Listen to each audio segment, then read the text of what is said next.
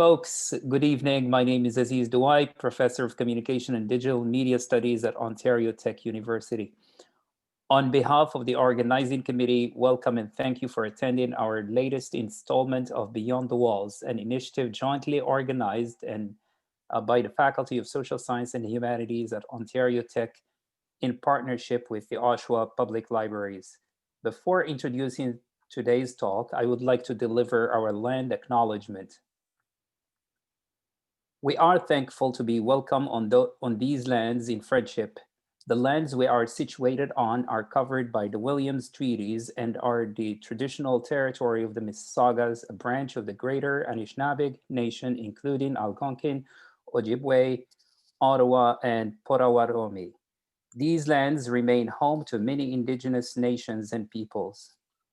We acknowledge this land out of respect for the Indigenous nations who have cared for Turtle Island, also called North America, from before the arrival of settler peoples until this day. Most importantly, we acknowledge that the history of these lands has been tainted by poor treatment and the lack of friendship with the First Nations who call them home. This history is something we are all affected by because we are all treaty people in Canada. We all have a shared history to reflect on, and each of us is affected by this history in different ways. Our past defines our present, but if we move forward as friends and allies, then it does not have to define our future. With this holiday season upon us, I know many in my family and many of our friends will be binge watching on Hallmark movies. As many of us know, Hallmark movies are a familiar, fun, and formulaic part of many people's holiday viewing habits. But did you know most of them are also Canadian? Hallmark movies don't seem all that important, but as our speaker tonight, Dr. Andrea Braithwaite, will illustrate, they play an important role in the economic health of Canada's media industries, and might even suggest that our so-called Canadian taste in media is a little more Americanized than we might like to think. Our speaker, Dr. Andrea Braithwaite, will be sharing with us some of her provocative insights about the enduring popularity of Hallmark movies and the Canadian film industry. She will answer these related questions, and it is my great pleasure to introduce her as tonight's speaker. My longtime colleague, Andrea Braithwaite, is an associate teaching professor at Ontario Tech in Communication and Digital Media Studies. She holds a PhD in Communication Studies from McGill University. Her research looks at gender, crime, and detective stories across media, and especially in Canadian media. She is part of a cross-Canada research team examining representations of crime in Canadian film and television. Andrea's other research interests include representations of crime, representations of and responses to feminist activism in online and gaming communities. She teaches about topics like television, Canadian media, video games, tech history, and crime in pop culture. Before I yield the floor to Andrea, some housekeeping details are in order. Andrea's presentation will be followed by a Q&A, and we encourage members of the audience to keep their questions till the end of the presentation. You may ask your question through one of the following options. Use the hand icon, or just basically you can turn on your webcam and pose your questions directly to the speaker.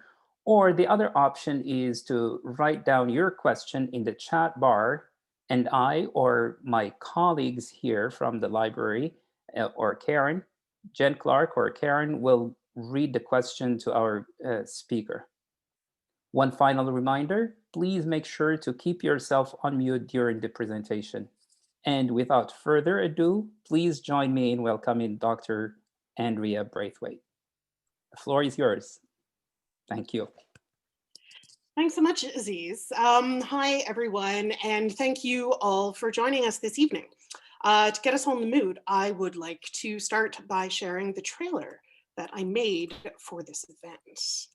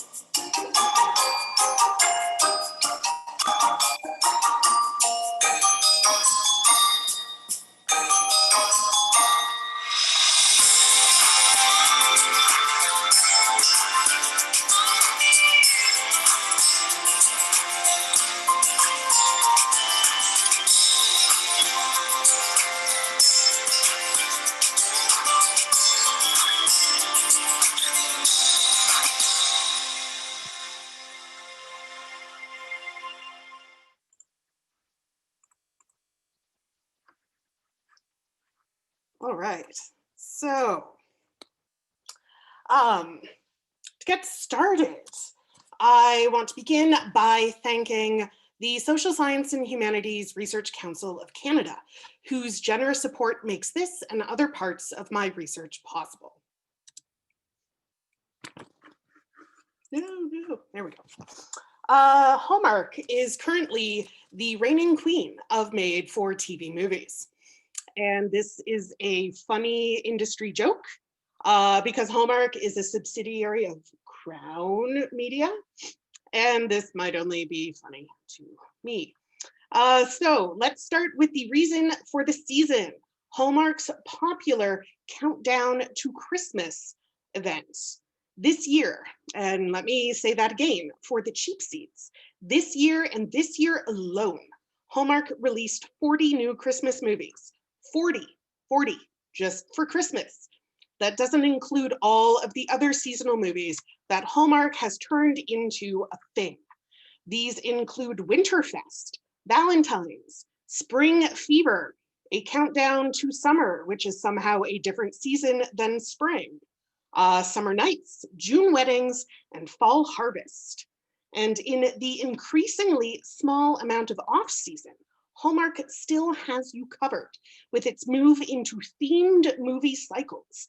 Movies set in wineries, movies about cooking competitions, movies where dogs meet and their people fall in love, ones with time travel, you know, girly things. There's also my personal favorite and how I got on this made-for-TV movie kick in the first place. Hallmark's mystery movies with lady detectives, which all have a very Murder, She Wrote vibe, in the sense that they all take place in very small towns with very high body counts. One of the things all these movies have in common is their structure. Decades ago, folklorist Joseph Campbell described what he called the monomyth, or the hero's journey, a consistent set of story elements and plots he found in all sorts of folklore and fairy tales across time and cultures. We can still see these steps today in our pop culture and even in Hallmark movies. A heroine's journey, just with a different kind of ring to rule them all. In other words, a formula. Hallmark films are formulaic and predictable. So formulaic and predictable that there are drinking games for them to make your day merry and bright, and just maybe not the next day. If you've seen one Hallmark movie, you've seen them all. City girl finds herself in a small town somehow, and while she's there, she crosses paths with a hunky small town boy. It's all very don't stop believing. They spend time together, feelings happen, and a miscommunication of some sort feels like it'll derail things before they even really begin. A wise force brings them back together and resolves the misunderstanding. There's the slow lean in to a short, chaste, close-mouthed kiss. Only racy Lifetime movies have open-mouthed kissing. And a quick cut to the credits. The happily ever after is implied. I was fortunate over the summer to attend an online workshop for aspiring Hallmark scriptwriters, And they made no bones about how tightly structured their films are. Meeting these specific patterns and plot points is necessary if you want your script to even get looked at. It clearly works for them and for their audience. So the Hallmark movies are formulaic and predictable. But did you know they are also Canadian? Many of them are shot in BC, like lots of other American movies and TV shows, given the wonderful diversity of environments within easy driving distance of each other. Between federal funding bodies like Telefilm and provincial and regional supports, Canada's got a comprehensive system of tax breaks and grants for such projects, and a flexible definition of what counts as Canadian. This flexible definition is important for the CRTC, the Canadian Radio, Television and Telecommunications Commission, which comes up with and enforces the rules for all of Canada's broadcast media. It's the reason why Canadian TV channels and radio stations have Canadian content quotas, which requires channels to air a specific amount of Canadian stuff in order to keep their broadcast license. Importantly, for our purposes here, is how over the past few decades, this definition of Canadian content has shifted to prioritize economic and production-oriented aspects of film and television. This means where something is filmed, where it's mixed and edited, ancillary services like catering and costuming, and the talent, writers, directors, and actors. Having Canadians in the cast, shooting in Canada, using Canadian post-production services, all of this counts in establishing a film or TV series as Canadian, even if the story itself is set in one of the unbelievably plentiful small towns in the US with very festive names. This is how Hallmark films qualify as Canadian.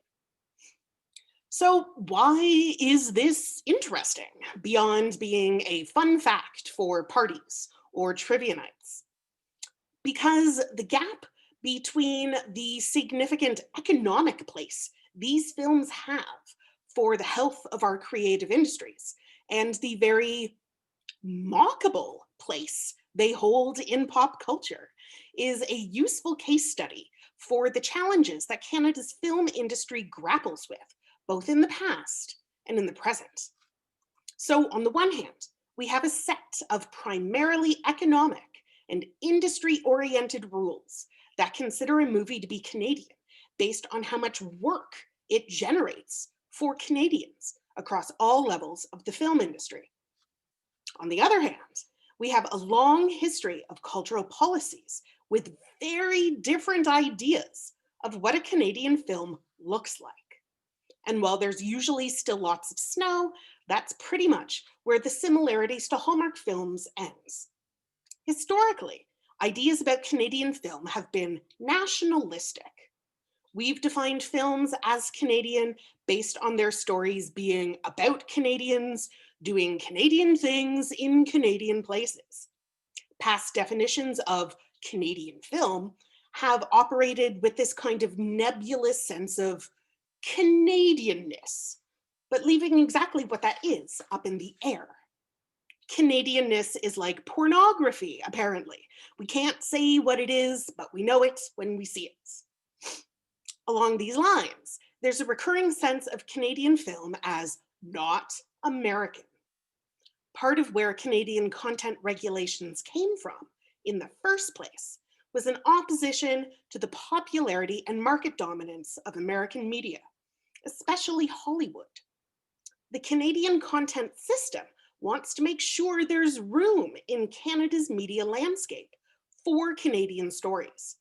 So it's a bit nationalistic, asserting the importance of these stories, and it's a bit protectionist in wanting to stake out a space and maintain that space for Canadian stuff to be seen. And if we're being truly honest with ourselves, it's also a bit of superiority. The cheese factor and the formulaic structure of Hallmark films make them feel American. They're simple, easy stories fit for the mass American audience, but a little too basic to be Canadian. If this train of thought feels familiar, it's not just you. It's a grand Canadian tradition of talking about Hollywood as just entertainment. Hollywood makes movies, while Canada has films, thoughtful, meaningful works of art. We can trace this attitude back to the landmark 1950s Massey Report, a comprehensive assessment of the arts in Canada at the time. And it's here that we can find this rhetoric of Canadian superiority when it comes to our taste in entertainment. For example, the report charges American media with having inferior cultural standards and describes it as noisy, uninformed clamor.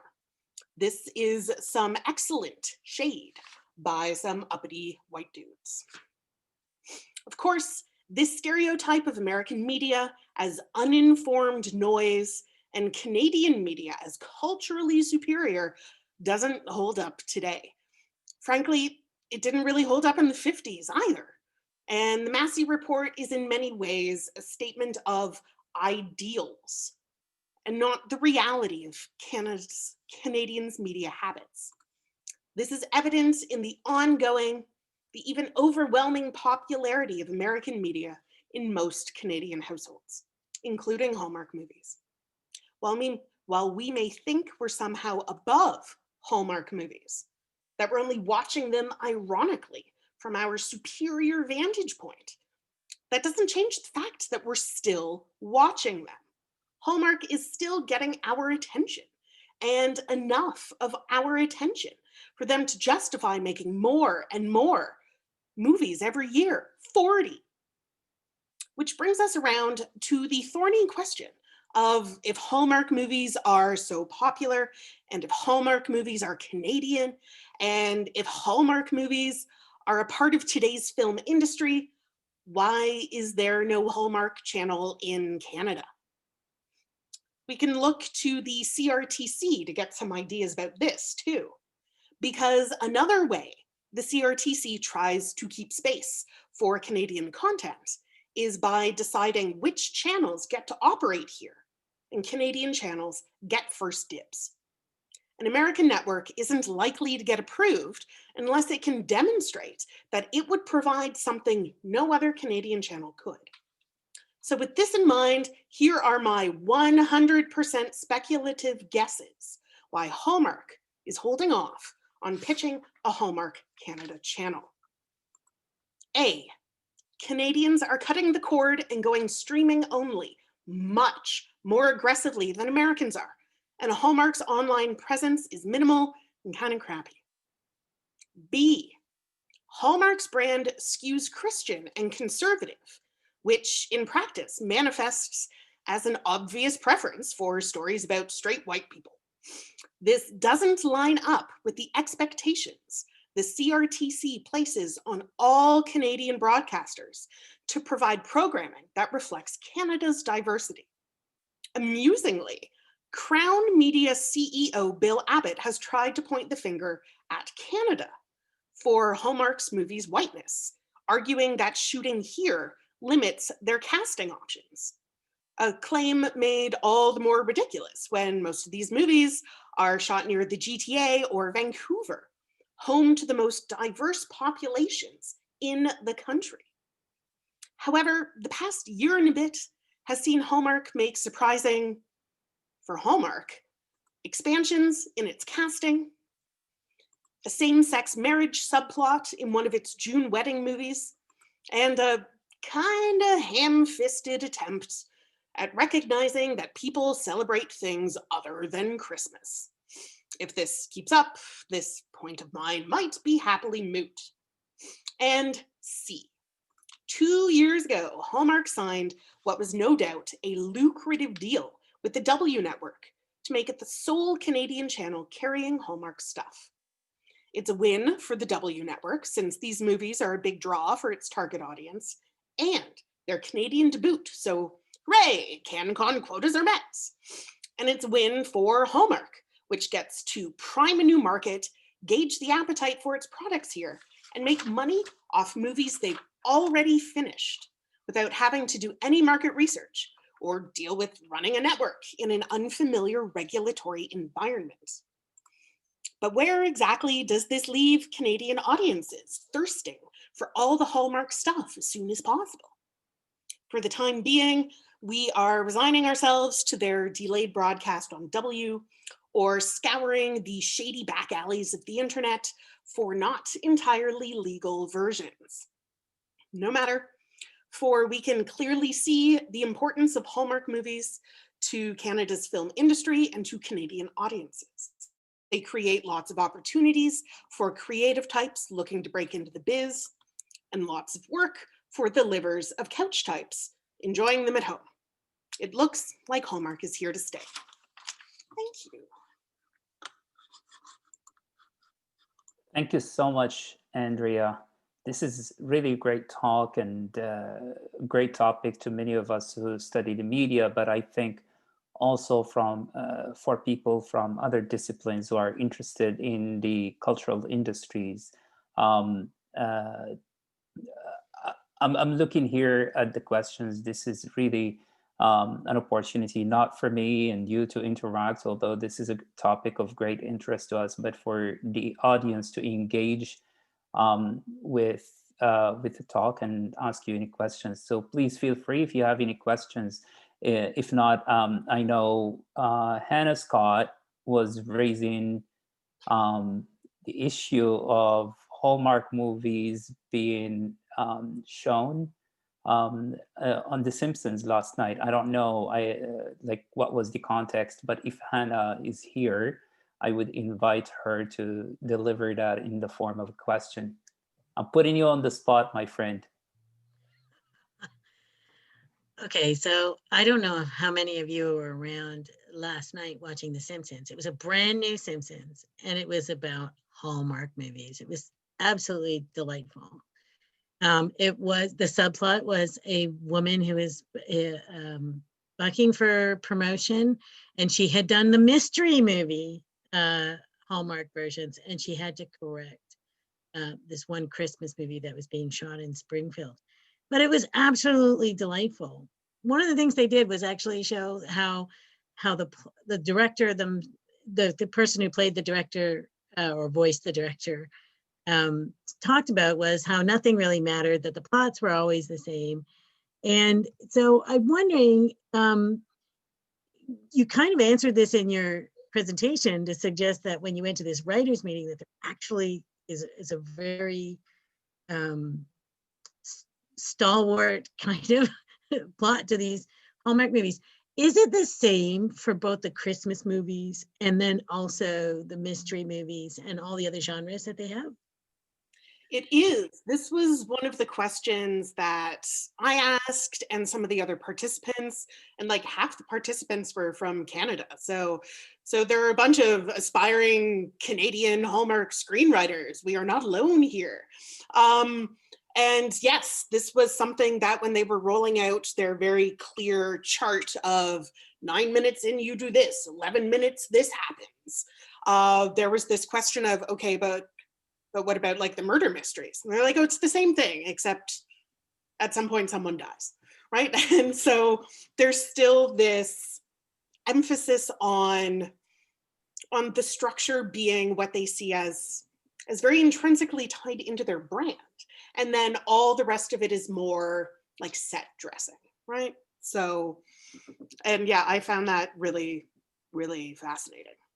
Can I ask one more question? Please go ahead. I noticed there's a link between like these Hallmark movies, and I'm going to put you on the spot, Andrea. And a friend of mine had actually gone to do romance novels. And in romance novels, especially in Harlequin romances, he had gone, it was a man, he was writing for this audience, and he had gone to one of these, and they had a very similar markup. Does Hallmark and these romance novels, are they connected somehow? Like, it seems to me like they should be. They should be. They're not. I mean, part of what Hallmark has done, especially with its murder mysteries, is most of its murder mysteries are adaptations of mass market fiction. Whereas in their other sort of theme stuff, it works the other way around, right? So we see Hallmark movies getting novelized, and you can buy the novelization of like A Christmas in wherever, A Christmas in Christmastown, right? So they will turn it into books, but the mystery movies are movie versions usually of a book franchise. So, but otherwise, this is another thing at this fascinating workshop. They are usually pretty reluctant to adapt books because they want to have very firm control over what the stories are and how they get told. To the point that if you pitch them an idea and they like it, but they don't like working with you, they keep your idea and they hand it off to somebody who will be like, I don't care about my creative vision. I just want to follow these steps and get my paycheck. So Thank you very much, Andrea. I don't know if you're following the chat, but there is lots of interaction questions about and snow. comments. And we do have a question, and I think this question relates to the creative side and the production side of Hallmark movies by one of our participants here, El Presidente. Just completed from the question, and I'm reading it here for you. It says, as it is shot in Canada, why don't they use real snow? Is it just money? Do they not realize how false it looks? A few reasons. One of the reasons is they shoot these puppies year round. So for a lot of their shooting season, there isn't all that much real snow to use, especially when they're shooting in BC, which doesn't get the same amounts of snow as there is in the movies. What they do in BC often is they actually they go and they take the stuff from like the ice from down at the docks and sort of shave it up and then use it there. And when I was looking through pictures on Hallmark's website for the trailer, and one of my favorites was the one where they've clearly just shoved sheets inside of other sheets and made that look like a snowman, right? So I think they realize that it looks false, but it's a matter of kind of expediency over realism. So, Okay. because if it was real snow, they would take off their boots when they enter someone's house. They never do, and it drives me crazy. Thanks, Andrea. As I said here to our audience, there are so many good resources and links to other kind of useful content regarding Hallmark movies. But I'm just going to move to the next question here by Eric Allen, who writes, "Great job, Dr. B. Loved your presentation style." So you're getting some comments here, positive feedback. And the question is whether Hallmark operates on a TV season production schedule or more like traditional movie productions. So one of the things that is astounding about Hallmark films is that once the cameras start rolling, they're done in under 3 weeks. Like it is just hardcore, wow, nonstop, like just go, go, go. Right. So this is part of how they managed to churn out like 40 for Christmas and then a wow. whole bunch of other ones for all of these other fake seasons that they've come up with. Is they have part of the formula is not just in the story, but in their approach to production. And so they have all of this incredibly tightly regimented as well. So it doesn't take like the year, 2 years, 3 years that we see for big budget films. Like it really is just sort of in and out. And then the actors grab a script and, go like one town over and start up all over again. And it's remarkable how much they get done in like 2 or 3 weeks. Yeah. And I do appreciate the formulaic kind of nature of these Hallmark movies and how that contributes to the fast-paced production. The next question actually veers from the production to commenting about the diversity in Hallmark movies, and this is a good question. It's Caitlin Gambier, or she writes, what's the reasoning behind why they want rapidly increase diversity? I'm reading here. I've also found that interesting about these movies, the lack of diversity. So, could you comment on I that? yeah, I think this is where we see one of those differences between what as media studies folks call like the imagined audience. Yep. So what a media corporation or a content producer thinks their audience is or wants it to be, and the actual audience, people who sit down and tune in, right? And I think Hallmark has historically relied very heavily on what it imagines its audience to be or wants its audience to be, rather than what its audience actually is. Because obviously if they look at who's actually watching Hallmark movies for whatever reasons, Mhm. it's much more diverse. And I think especially over the past, say, 4 and a bit years, along with other sorts of massive American events, the really steep rise in Hallmark movie popularity has made Hallmark realize they only have stuff to gain from very slowly changing The format. how they cast and the kinds of people that get to fall in love in these films. So Very good. And I second Amanda Robinson's comment here about the astounding number of movies, 40 new Christmas movies this year. That's really an astounding number. It takes lots of financial capital and also lots of uh, production kind of have to deliver that. The next question that I have is from Carolyn Howard. As someone who grew up in Vancouver, she writes, and got to see many films being shot and got to see lots of snow during the summer months due to production. What are your thoughts about a community's perception of itself when it spends the majority of the year pretending to be somewhere else? this is a really fascinating question. I there's actually been some stuff done about this with Vancouver and Victoria specifically because of how popular they are as shooting destinations for all sorts of stuff. And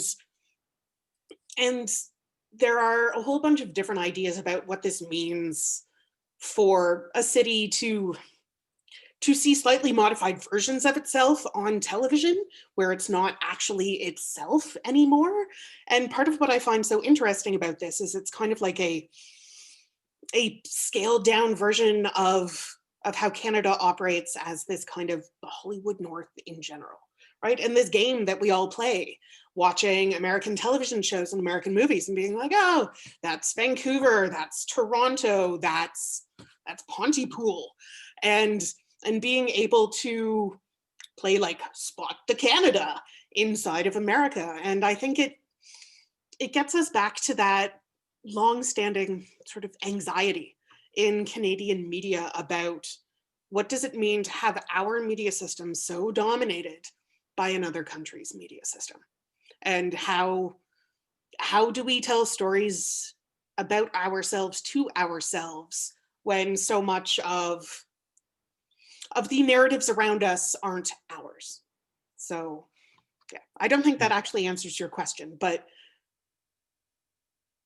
your question opens up onto like an entire course worth of material that I Absolutely. start teaching next month. So Yeah, and also I heard you kind of allude to this kind of complex relationship between America and Canada, and probably cultural imperialism kind of scholars would have lots to say. I don't. I want to stop editorializing and go quickly into the questions because we're having lots of questions here. One from Leslie Hopkins. The question states, "They churn out the movies so quickly. Do you know how long it takes to shoot one movie?" Sorry, Yeah, I was listening. She answered. She knew my question before you asked it. I've Okay. done that before. All right. So I just wanted to make sure that that I acknowledge the question. So Hannah Scott, H. Scott, and I'm not assuming it's Hannah, but the question is: we have had 4 or 5 Hallmark movies in the last few years shot in Port Perry. So that's Hannah Scott. In the last year, we have a lot of fake snow on our buildings. They have closed due to COVID, but are looking to resume. So is Hallmark being challenged by COVID? To the best of my knowledge, as somebody who follows news releases for Hallmark, they have restarted shooting. Restarted actually. So they don't anticipate having as many movies next year as they had ready to go for this year, but they are back primarily in BC right now and some in Toronto as Canada's 2 biggest places that also have these sort of most resources to do this. And they have very particular ways in which they are changing their storylines to maintain particular kinds of physical distancing guidelines. And I saw further down, I'm going to preempt or early answer somebody's question, that what I have read is that they are already working on some Hallmark COVID-19 style storylines. Wow. In which it's like love in the times of masks or something like that. So Hallmark being very opportunistic in that sense is, and I mean, it makes sense, right? If masks are an important sort of public health initiative, then just put all your actors in masks and then you can still keep shooting, right? So And this question is from Caroline McGregor, who writes, given the revenue that they want to generate, it is surprising that Hallmark does not seem to participate in much or to participate much in product placement activities in their movies. Is that correct? they do. It's just all of the products are their own products, right? And this Okay. is especially noticeable on the Hallmark Channel proper, like in the US and on their website. And like, I didn't make up those bottles of wine with Hallmark labels. Hallmark has released its own holiday wine for you to drink while watching its holiday movies. And so their product placement is their own stuff. So a lot of the decorations and like the tchotchkes and all of that kind of stuff that gets prominent place in the Christmas films especially, you can then go to Hallmark stores in the US and purchase as like commemorative ornaments from watching Merry Christmas in Christmastown and getting like those specific things. So this is the way that they are doing product placement, is essentially by making it this kind of perpetual machine for their own sort of body of branded products. Yeah. The next question takes us back to the topic of snow rather than product placement and economics of Hallmark movies. So it's by Charlotte Baydart. Staying on the topic of snow, she writes, I know that in some towns of Northern Ontario are in dispute with Hallmark on the environmental factors of the fake snow. Do you know if they plan to adapt their formula of making the snow to work with the climate change laws in Canada? I don't know anything about that, but that is really interesting. It would not surprise me if they did make those changes. They have become so reliant on Canada as their own kind of soundstage for stuff like this that I could see them taking steps that they need to keep working with these communities and at the same time hit these kinds of targets. But in the particulars, I'm not aware of anything specific. So Yeah. For those who are from Ontario Tech, we are familiar with ACE, the ACE facility, and Caroline McGregor is suggesting that probably we need to come up with a storyline that will bring Hallmark to film at Ontario Tech and in ACE in particular. you call we will write this. Okay, excellent. Shanti has a question, so I'm reading her question. Lifetime is more quote unquote diverse. Are they doing this to compete with traditional Hallmark, or to distinguish themselves from traditional Hallmark movies? Part of what I find really interesting about Hallmark movies versus Lifetime movies is Lifetime movies are much more made for TV movie, whereas Hallmark movies are very clearly Hallmark movies, right? And so Lifetime is also the network where you find those made for TV movies of like, help, my daughter's a cheerleader and I slept with the captain of the football team and then they killed me, right? Like that's where you find these sort of high melodrama. Lifetime is where they remade that VC Andrews story. Oh, the sort of incesty one. What was it called? Flowers in the Attic. Yes, thank you, Leslie. Yes, right? So like Lifetime took on Flowers in the Attic, and it is absolutely the more sort of risque and in the more traditional sort of history of made-for-TV movies being kind of over-the-top dramatic, right? And so this, I think, is how Lifetime is trying to set itself up as distinct from. So, and for a while there, they were the Christmas movies that had redheads, right? Well, I saw one with somebody in a wheelchair the other day, that Christmas Ever After. Yeah. Yes. So they have, and sometimes they're trying to do everything. It's sort of like, okay, we're gonna have disability, we're gonna have gay, we're gonna have black, we're gonna do it all. Yeah. It's tokenism. Yeah. Excellent. The next question by Ilprez. So how many production crews in operation per year? What is the dollar turnover for Hallmark per year? And who are the real owners? So I guess it's about the economics and yeah.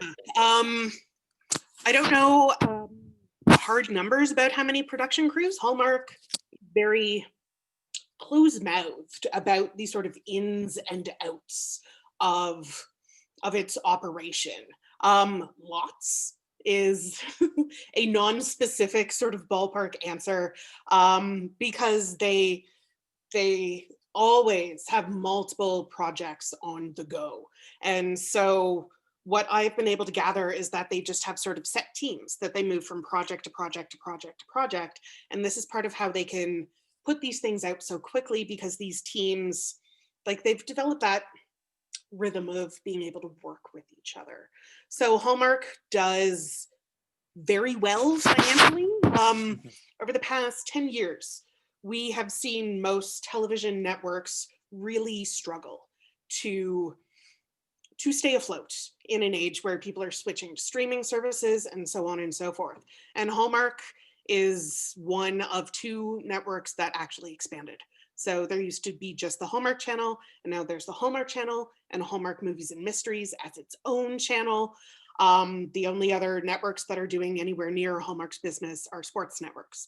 So they are thriving in an age where most quote unquote traditional television is really struggling. And so their numbers are very good compared to other television networks. And Hallmark is owned by a big ass conglomerate called Crown Media that owns Hallmark Media and all of Hallmark's like chain stores, retail stores, and a couple other media production companies and that sort of thing. So. Okay, thank you so much. Angelique Dak's question is there a way in which Hallmark can pivot to be more in line with society's values in 2020? Yeah, I think they're trying. I think they have finally realized this is sort of the point of no return. And the stuff just this past year of having a mixed race couple in one of their Christmas movies, which is very unusual for Hallmark. Having Black leads in a film where it's not just because they're in a town that seems to consist of only Black people, which has been the way they have approached this up until now. And they now have 2 movies that I'm aware of, one from the summer and one Christmas movie, that have same-sex couples. So they are taking these little steps, and I think them cutting off one of their sponsors because their sponsor made a same-sex themed commercial, and the massive outrage that generated, I think, was a wake-up call for Hallmark about just how big and diverse their audience is. And I think that was the point at which, as you say, they are starting to pivot, but just in little conservative baby steps. Yeah. And do you predict, this goes to the other points we talked about, COVID and adaptation of these movies to the pandemic. So do you predict a COVID Hallmark movie in the future? I think you already answered that question. I'm just going to skip to another question, which is Hannah Scott. Who is the Crown Group you mentioned that you thought was funny? Can you talk about who owns Hallmark ownership? I think you did touch on that indirectly, but it bears kind of repeating. Yeah, Crown Media is just one of these big sort of horizontally and vertically integrated media companies, meaning that they own both the way to distribute their stuff. So they own networks on which to show their own content, and they also own the means of production. So they own like the studios to shoot their stuff and production teams to get this stuff mixed and edited. So yeah, so Crown Media it's a fairly respectably sized media production corporation. So okay. Thank you so much, Andrea, for your great answers. We don't have much time, but I think we can squeeze 3 more questions, and this one goes to the competition. But Caroline Howard asks, do you think that the more diverse holiday offerings coming out from Netflix and Prime are putting pressure on Hallmark, or is Hallmark too big to fail or care? I think you are absolutely right, Carolyn. Netflix is the first place in a long time, and if that has paid attention to making rom-coms, and that has paid attention to making cheesy holiday movies. And Netflix obviously has the capability to take this on without worrying too much whether or not it's going to impact their bottom line, and that their forays into these media forms were really well received. And so I think this made Hallmark sort of pause and be like, okay, well, Netflix is here to stay. And if they are going to move into this and they are already in so many homes, then we need to, step up our own game a little. So. And you already touched on this indirectly, but again, it's really an important question, and it relates to the Canadian media film industry. So El Prez asks, why are they so dependent on Canada? Why not produce in the US, Mexico, or is it just tax breaks question? It is just tax breaks. We have phenomenal tax breaks. Well, so a large part of it is tax breaks. And some of it, honestly, is Canada has an incredibly large and very skilled workforce when it comes to film and television. So not only for like domestic production, but because so much stuff is shot here, you can find really talented Canadians at all levels of the film industry because there is so much work available. And so, yeah, some of it's the tax breaks and some of it is knowing you are going to get like really top end labor that knows what they're doing. So. Okay, very good. The next question that we're going to squeeze in is by Peter, who wrote, "Thanks, Andrea. I readily confess to having led a Hallmark-less life without regret, but interested in how Hallmark portrays poverty in its films, if at all." I would. That's my own addition. Does it factor into the fairy tales motif as an obstacle to be overcome? It is the subject of systemic pity, or is it just not part of the apolitical bubble in which events unfold, or something else? Yeah. So when we are thinking about poverty in Hallmark films as part of the storyline, I can't think of many Christmas movies, especially in the past few years, where that's come up because it's kind of a downer. And their Christmas movies are just relentlessly optimistic. It shows up a lot in the mystery movies and always as this sort of gotcha, because there's always this moment where the heroine's like, I bet the poor guy did it. And of course they didn't. And then she's like, I was wrong for judging someone for being poor. And it's a kind of learn and grow moment in that sense. But for like actual explorations of the impact of poverty, that's like Lifetime's deal, you know? So where Lifetime is all like the more melodramatic stuff, we find more thoughtful explorations of class beyond like the surprise, I'm a prince, in Lifetime stuff and not Hallmark stuff. So. Let me pause for a minute and ask Jen Clark, do we have enough time for the final kind of part of the event, or should I just kind of read one or two questions? We could go ahead with the last couple questions. I'll only need about 30 seconds at the very end. Okay, excellent. Thank you. So next question is from Cass Golding. What about Netflix holiday romantic comedy movies? They are not Lifetime or Hallmark, but they are so similar. Do you think Netflix is attempting to compete with Hallmark? I do. I really do. I think Netflix is pretty confident that it probably won't steal any of Hallmark's own audience, but I think Netflix is betting on this being a way to get new audiences, especially in the other regions beyond the US where it operates, where Hallmark doesn't have any dedicated services. So this is a way for you to like get that cheesy holiday movie fix without having to like go online and be like, oh my God, where do I find the Hallmark movies?